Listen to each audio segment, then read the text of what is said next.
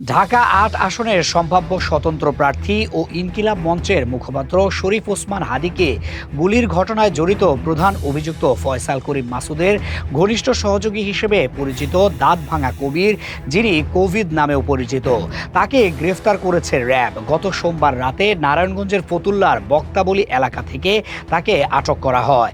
এই গ্রেপ্তারের খবরে দেশজুড়ে নতুন করে চাঞ্চল্যের সৃষ্টি হয়েছে। র্যাব ১১ এর সিপিসি কোম্পানির কমান্ডার লেফটেন্যান্ট কমান্ডার নাইমুল হক জানিয়েছেন, কোভিদ পটুয়াখালীর টিটকালা এলাকার মৃত মোজাফফরের ছেলে। বর্তমানে তিনি ঢাকার আদাবর থানার নবোদয় হাউজিং সোসাইটিতে বসবাস করতেন। পরিচয়ের আড়ালে তিনি নিষিদ্ধ ঘোষিত স্বেচ্ছাসেবক লীগের যুগ্ম আহ্বায়ক হিসেবে পরিচিত ছিলেন বলেও জানায় র্যাব। আইনশৃঙ্খলা বাহিনীর তথ্য অনুযায়ী কোভিদের বিরুদ্ধে অস্ত্র রাখা, মাদক ব্যবসা, ডাকাতি, চাঁদাবাজি এবং কিশোর গ্যাং পরিচালনার মতো একাধিক গুরুতর অভিযোগ রয়েছে।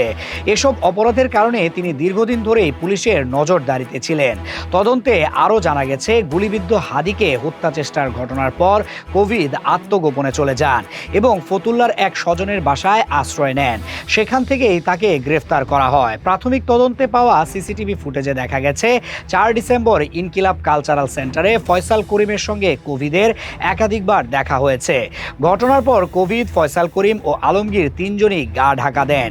এদিকে র্যাব জানিয়েছে, হাদীকে গুলি করতে ব্যবহৃত অস্ত্রের ম্যাগাজিন উদ্ধার করা হয়েছে ফয়সাল করিমের বোনের বাসার পাশ থেকে। তদন্তকারীদের মতে এই আলামত ঘটনার মূল রহস্য উন্মোচনে গুরুত্বপূর্ণ প্রমাণ হিসেবে কাজ করতে পারে। অন্যদিকে গুলিবিদ্ধ শরীফ ওসমান হাদীকে উন্নত চিকিৎসার জন্য সিঙ্গাপুরে নেওয়া হয়েছে। চিকিৎসকদের ভাষায় তার শারীরিক অবস্থা এখনও আশঙ্কাজনক।